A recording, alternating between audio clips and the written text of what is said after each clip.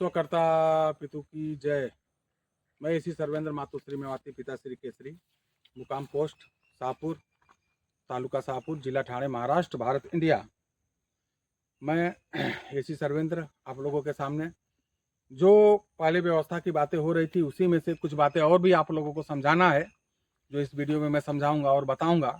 जो हम व्यवस्था के बारे में बात करते हैं हमारे आदिम जाति आदिवासी भाइयों के यहाँ लागू नहीं होता है।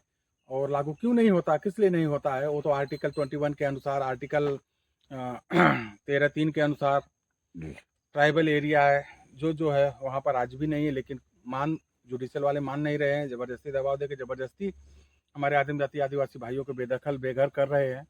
और आदिवासी भाई अगर एक नहीं हुए, एक होकर अहिंसा से, सत्य से और दस्तावेजी लड़ाई से, पेपर से नहीं अगर लड़ पाए और नहीं रोक पाए तो ख़त्म होने की कगार पे आ गए हैं हम, और ख़त्म हो जाएंगे। और हम जहाँ भी हैं हम प्राकृतिक को मानने वाले हैं और प्राकृतिक प्रेमी हैं और प्राकृतिक के अनुसार ही चलते हैं और चलना चाहेंगे। सबको यही सिखाते हैं कि प्राकृतिक के अनुसार ही चलिए, प्राकृतिक को ही मानिए। हम बात करते हैं ऐसी व्यवस्था जिसके अंतर्गत मालिक के साथ झूठा वादा किया जाता है, भ्रमित किया जाता है मालिक को, जिसकी वजह से जो नौकर है वो IGS on India government service पर है, वह अपना अधिकार प्राप्त कर लेते हैं। जो नौकर वो अपना अधिकार प्राप्त कर लेते हैं मालिक को छोड़ के। मालिक से कुछ मतलब ही नहीं है। जो मालिक यहाँ का आदिम जाति आदिवासी है, मूल वतनी है, मूल बीज है, उसको छोड़ के वह लोग अपना अधिकार जो जुडिशियल सिस्टम है अच्छा नौकरी पे नौकर बन के धारण कर लेते हैं और अपना अधिकार प्राप्त कर लेते हैं। और अपने मुताबिक ही नौकर का सैलरी भी, पगार भी फिक्स कर देता है मालिक से बिना पूछे हुए। तो आप बताइए, ऐसी व्यवस्था, ऐसा जो नियम है वो आप स्वीकार करना चाहेंगे? करिए स्वीकार। अधिकार प्राप्त और उनको ऐसा करने के लिए कोई सजा भी नहीं मिलती है, कोई उनके लिए कानून भी नहीं बनाया जाता है कि तुमने गलत किया है। उनका साथ कुछ भी नहीं होता है। जो मूल वतनी है, मूल मालिक हैं, उनके साथ अन्याय किया जाता है, उसको वंचित कर दिया जाता है। ऐसी व्यवस्था हमें नहीं चाहिए। जिसको भी चाहिए वो स्वीकार कर और वह उस व्यवस्था में रहे। हम निसर्ग को मानने वाले हैं, प्राकृतिक प्रेमी हैं, हमें प्राकृतिक की भाषा मंजूर है, प्राकृतिक का जो फैसला वो मंजूर है। और हमारे ही भाइयों को, कुछ आदिम जाति आदिवासी भाइयों को तोड़ करके जुडिशियल में कर दिया गया है। जुडिशियल में है वो, जुडिशियल को मानते हैं, जिसकी वजह से हमारे ऊपर भी वही चीज़ें, वही नियम दिखाकर हावी होते हैं, दबाव देते हैं। चलिए अब आगे बात करते हैं। ऐसी व्यवस्था जिसके अंतर्गत मालिक जो है, मूल वर्तनी जो है, उसको बिना पूछे ही नौकर अपनी पगार स्वयं तय कर लेता, अपने अधिकार एवं स्वयं निर्धारित कर लेता है। मालिक के बारे में कुछ नहीं सोचते हैं। मालिक के बारे में घर से बेघर करने की तैयारी में लगे हुए हैं, इनको खत्म करने के लिए लगे रहते हैं। ऐसी व्यवस्था हमें नहीं चाहिए। हमें ऐसी व्यवस्था को स्वीकार नहीं है जिसमें मालिक को भूल जाते हैं। जिनको स्वीकार है वह स्वीकार करें। जो मालिक है आदिम जाति आदिवासी, उसको भूल गए हैं, उसके ऊपर अत्याचार पे अत्याचार किया जा रहा है, उससे कभी कुछ नहीं पूछा जाता है। जो है, जो नौकर हैं, जो लीज पर लिए हैं, जो भी है, उस नियम को वही लोग प्रेशर मार के, वही लोग दबाव डाल के सब कुछ अपना लिए हैं। हमें ऐसी व्यवस्था नहीं चाहिए। जिसको चाहिए वो स्वीकार करे, हमें उससे कोई दिक्कत नहीं, कोई परेशानी नहीं।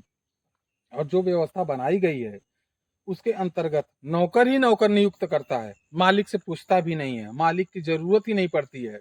नौकर जो चाहे वह करता है, नौकर नौकर नियुक्त करता है, उनकी सैलरी भी तय करता है। ऐसी व्यवस्था हमें नहीं चाहिए। हमें उस व्यवस्था से अलग होना है, और अलग हैं हम आदिम जाति आदिवासी उस व्यवस्था से अलग हैं।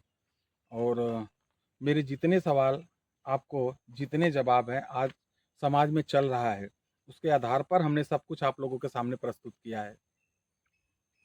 जो भारत है 99 साल के लिए लीज पर है। Gujarat land revenue 1972, page number 396, paragraph number 24 पर स्पष्ट लिखा हुआ है। और ये जो संविधान है ये हमने नहीं बनाया है, इसको जुडिशियल ने, भारत का संविधान ने बनाया है। इसको भी नहीं मानते हैं। भाइयों के साथ अत्याचार खत्म कर दिया जाता, अत्याचार बंद कर दिया जाता है।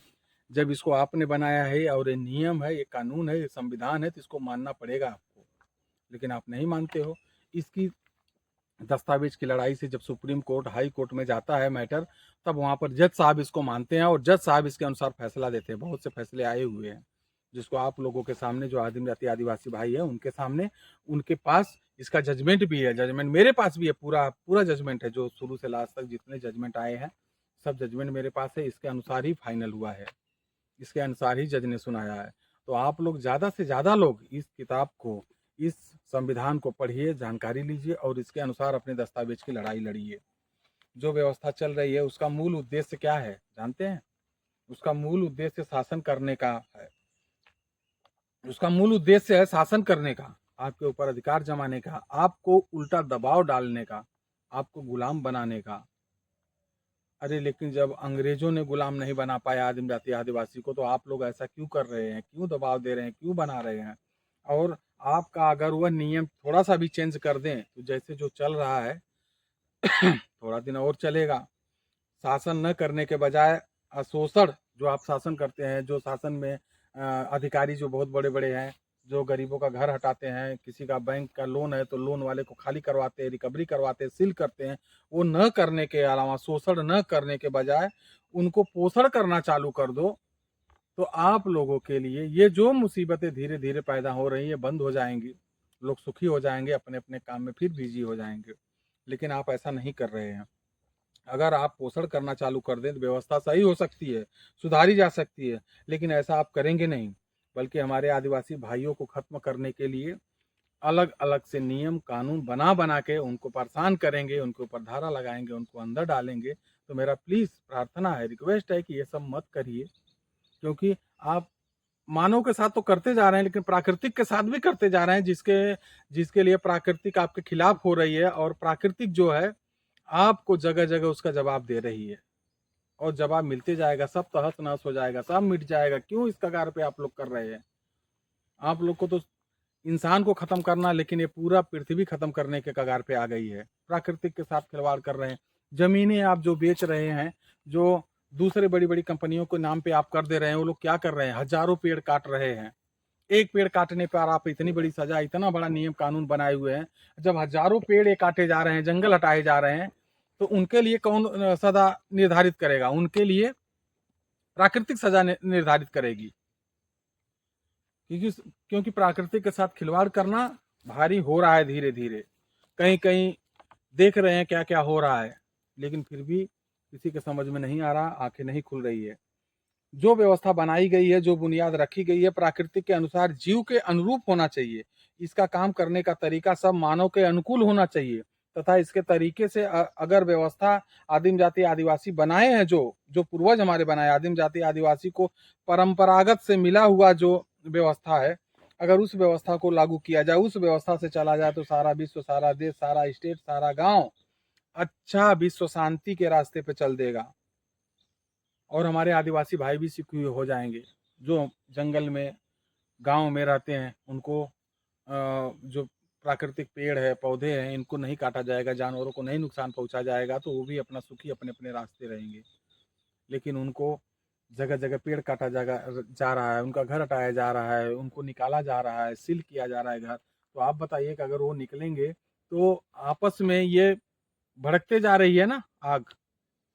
लेकिन क्यों आप लोग ऐसा करवा रहे हैं? मत करवाइए। प्राकृतिक इसका हिसाब बहुत बुरी तरह लेने वाली है। कुछ लोगों को ऐसा अधिकार दे दिया गया है, मालिक पर, जो यहाँ का मूल वतनी है, आदिम जाति आदिवासी पर अत्याचार करो, उनको घर से बेघर करो, जबकि कहीं कहीं कोर्ट का आर्डर आता है कि नहीं, यह इसका मालिक है जमीन का, यह इस जमीन पर काबिज रहेंगे, फिर भी उनको प्रताड़ित किया जाता है।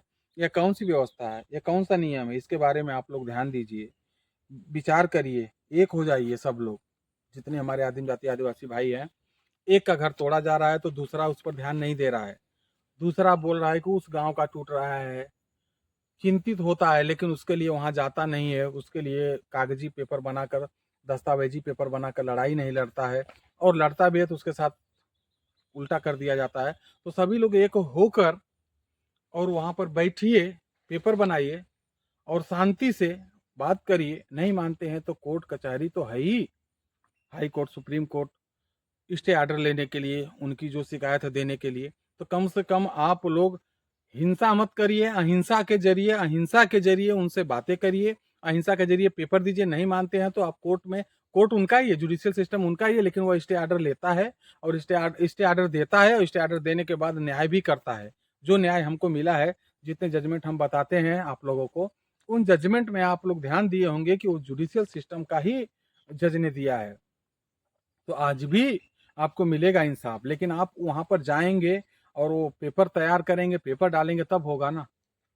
आप लोग इकट्ठा होकर अगर हिंसा करेंगे तो कुछ नहीं होगा, उल्टा और खत्म किए जाएंगे और मारे जाएंगे।